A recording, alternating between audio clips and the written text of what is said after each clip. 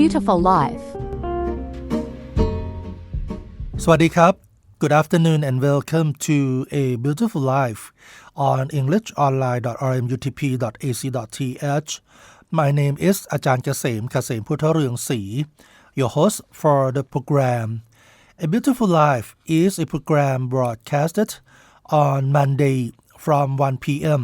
to 1:30 p.m.Articles and information about life lessons or good phrases from the books will be presented in this program, together with the latest news from ราชมงคล University of Technology พระนคร for you to enjoy.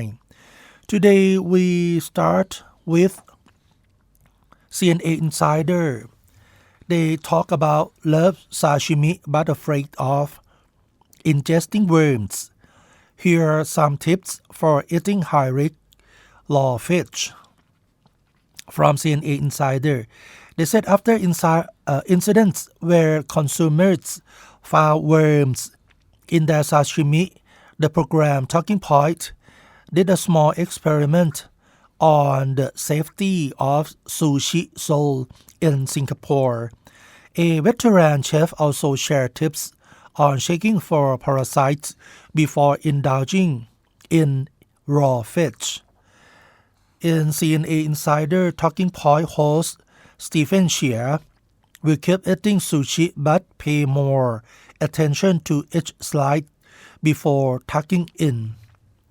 And CNA Insider has an updated on 28th of June 2023 by Neo Chai Sin and Tang Fan Si.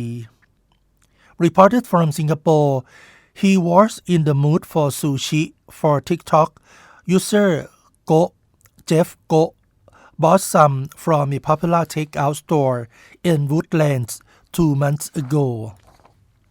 He said the store is always crowded with a long queue, and he trusted their hygiene or their standards, he said.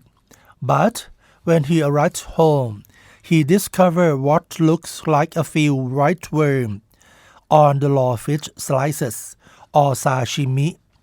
He posted a clip of his discovery on TickTock and tagged the sushi retailer and media outlets, asking what consumers who find parasites in their takeout sushi should do.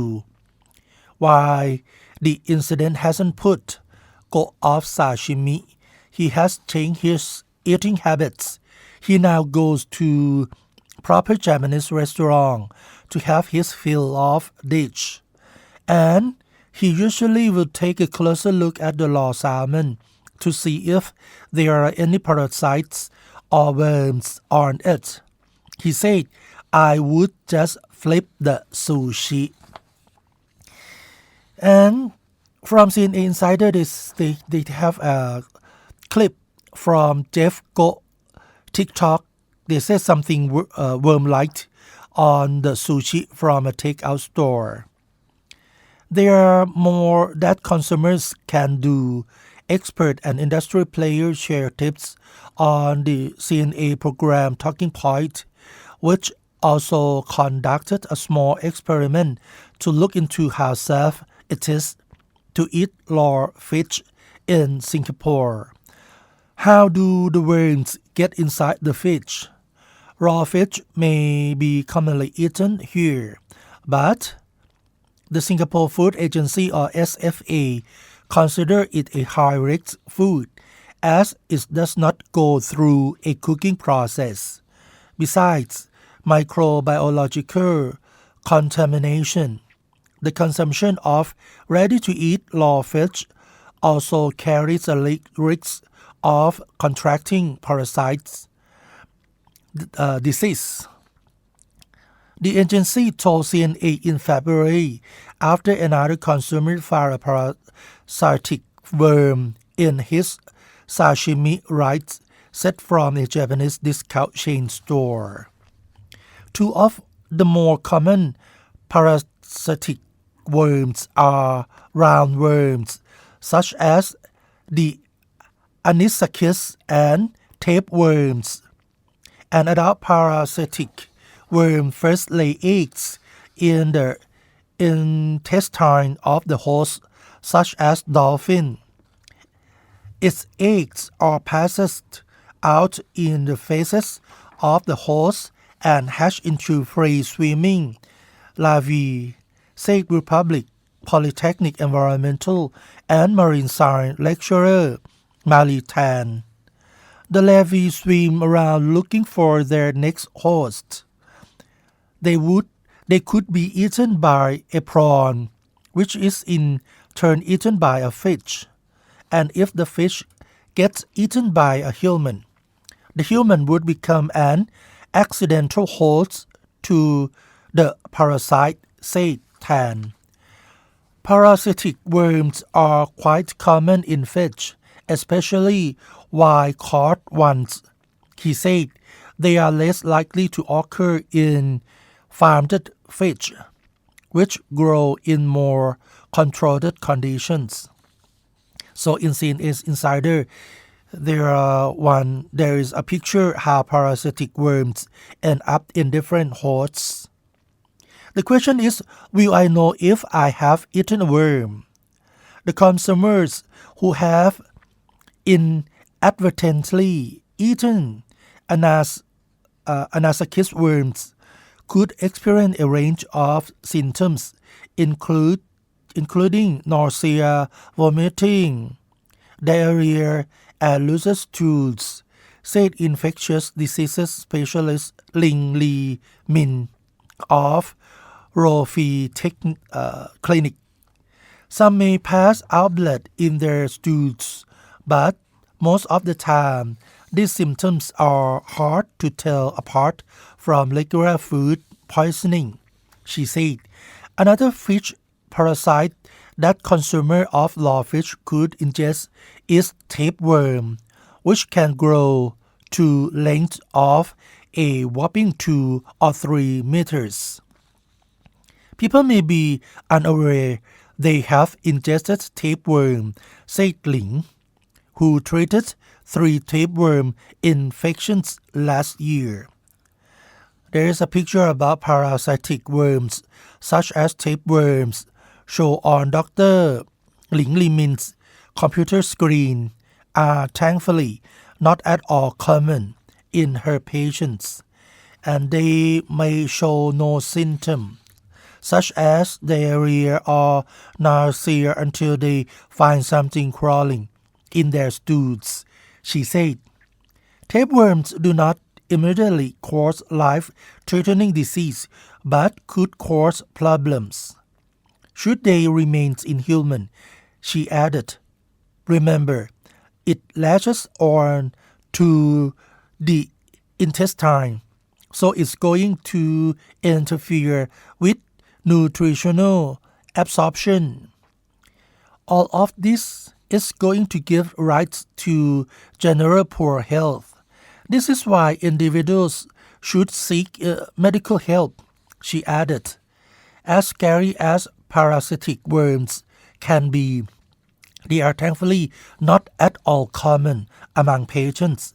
Ling sees food poisoning caused by bacteria such as Salmonella and E. coli, Vibrio, and Listeria monocytogenes is much more common. There are 15 samples of salmon sashimi tested, one failed. To test the safety of sushi sold in Singapore, Talking Point sent 15 samples of salmon sashimi from various sources online, grocers, supermarkets, and budgets to high-end eateries to a laboratory. The samples were tested for parasites as well as Salmonella, E. coli, Vibrio, Paraphemolyticus, and Listeria monocytogenes. In healthy people, these bacteria may cause minor illness, said Dr. Ling, but in people with compromised immunity, the consequences could be severe or life-threatening. Dr. Ling single out Listeria for its potential to cause severe illness and even miscarriage in pregnant women. Not parasite was found in the 15 samples. The test reveals contamination in 2 of the samples, but only 1 sample, purchased from a budget-friendly joint, was unfit for consumption due to the presence of Listeria. According to Singapore food regulations, the bacterium must not be detected in ready-to-eat food. The other sample from an online grocer contained an acceptable level of E. coli at 20 colony-forming units per gram. This was lower than the 100 colony-forming units per gram limit for solid food set by the authorities, explained Agnes Yee, Senior Manager and Head of Microbiology Department at the Taste and Inspection Company, Setco Services. There's a picture about Agnes Yee of Setco Services discussed the lab result with Stephen Shear. She said E. coli can end up in food due to food handlers not washing their hands properly, said Agnes Yee. Listeria, a cold-loving bacteria that can survive even in a refrigerator, can find its way into food at any point along the supply chain. She said, for example, if the table is dirty and you put your fish on it, subsequently, when you package the fish, the bacteria can still remain in it. By right, none of these bacteria should be found in all the 15 samples that were tested. The SFA recommends buying ready-to-eat raw fish from licensed establishments only. Consumers can make raw fish in the final item they put in their shopping basket and keep it in an insulated bag, according to guidelines issued in 2021 by the agency Enterprise Singapore and the Singapore Standards Council. They should place the fish in a chiller at temperatures between 0 and 4 degrees Celsius as soon as possible after purchase and follow instructions on the package on how to handle and store the item. Before and after handling the fish, they should wash their hands and utensils thoroughly. They should not refreeze items that have thawed. The question is, eating out here's somehow to check your sashimi for people dining out. Chef Koesuke Yoshihiko, the general manager of Korea Dining, has some tips on reducing the chance of eating sashimi that contain worms. Demonstrating with a kampashi or yellowtail fish, yellowtail prawn in form of an Osaka fish market. Yoshihiko told Talking Point host Stephen Shear that transparent eyes on a fish indicate freshness. Worms tend to be found in the intestine of fish, so Korea Dining's imports have already had their guts removed in Japan. Diners should check the surface of the fish they are going to eat, as well as check between the sliced fillets. They should also ensure there are no holes in the flesh and finally check for firmness, said Yoshihiko. If there are worms inside or if the fish is not fresh, the flesh may be a little bit soft.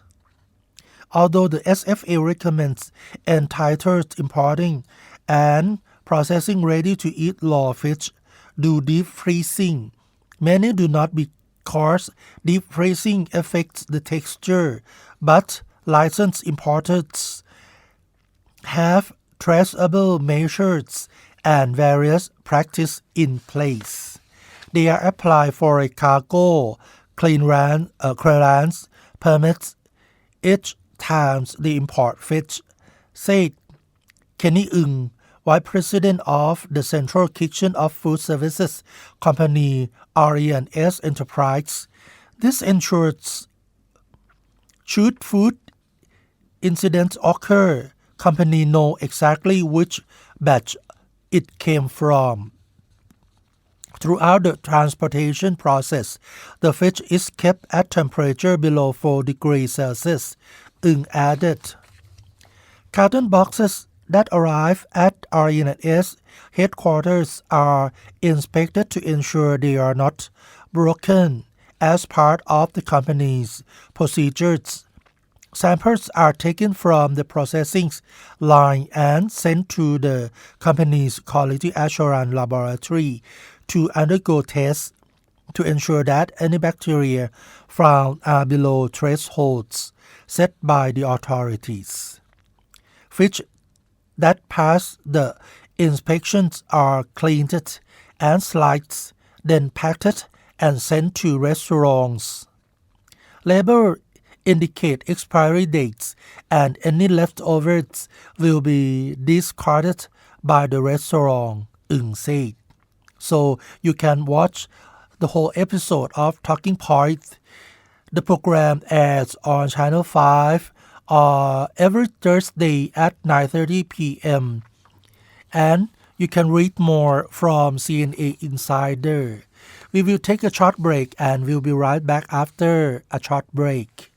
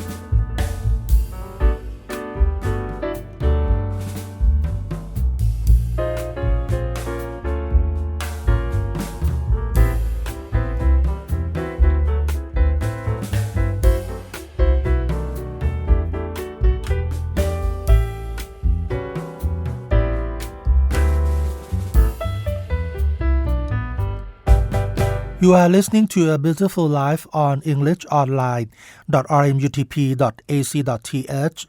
We are back to the Buntongi's former head chef sets up own chicken rice store at the price from $4. The veteran chef who came up with his own recipe for pinching chicken rice store at Bukit Merah Central Food Center says that his old boss at Buntongi still calls him up these days to chat. When 8days.sg arrived at Pinching Chicken Rice at Bukit Merah Central Food Center on a weekday at 10:30 a.m., there was already a long line of customers waiting to order. The hawker store opened 6 months ago in December 2022. It flew relatively under the radar until a recent Facebook post by Member of Parliament for Radin Mas SMC Melvin Young revealed that the store hawker owner used to work as a head chef for famed chicken rice chain Buntongi.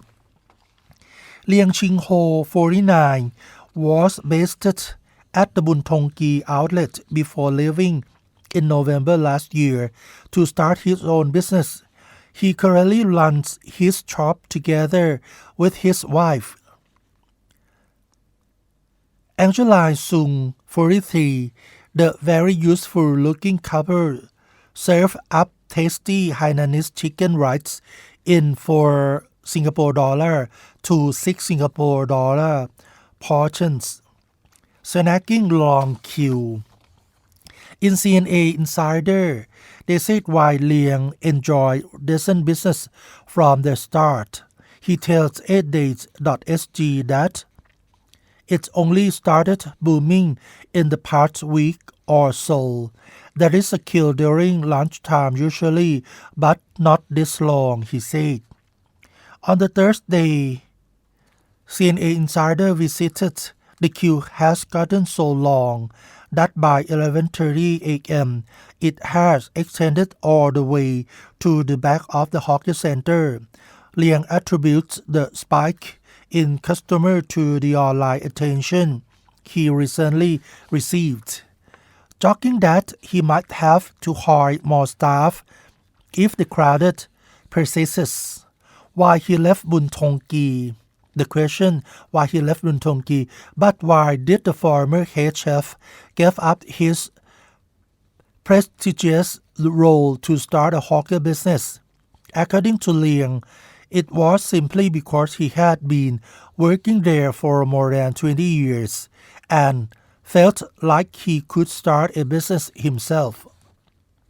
He shares that there was no bad blood when he left, saying that his boss at Buntongi is still on very good terms with him and even calls him from time to time. Prior to leaving, he gave notice so that his company had enough time to find a replacement. His own chicken rice recipe. Liang first started learning how to cook chicken rice at around 20 years old. When he joined Buntongi, his veteran experience is evident. He skillfully chopped chicken so quickly that even with the long queue, the waiting time was only around 20 minutes. From that, he said, we have tasted of his cooking. Liang's overpriced hawker chicken rice is just as good as Buntongi. After all, the man had been working as the head chef there for nearly half of his life. Buntongi's chicken rice typically starts from $7, while his is from $4.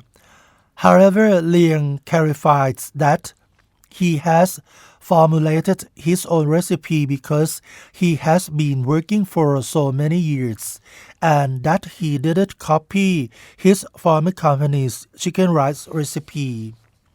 He explained that the most chicken rice stores in Singapore use the same ingredients for their food, like lemongrass, garlics, and ginger for their chicken and sauces. So the difference in taste boils down to freshness of ingredients and the mastery of cooking techniques. To maintain the quality of chicken rice in his store, he makes sure his ingredients are supplied fresh daily. So the time is up for today's A Beautiful Life. Please join us every Monday here on englishonline.rmutp.ac.th. Your host has been อาจารย์เกษม เกษมพุทธเรืองศรี You are welcome to subscribe our channel on englishonline.rmutp.ac.th. Thank you very much for joining our program today. See you again next Monday. สวัสดีครับ Beautiful Life will be back again next Monday.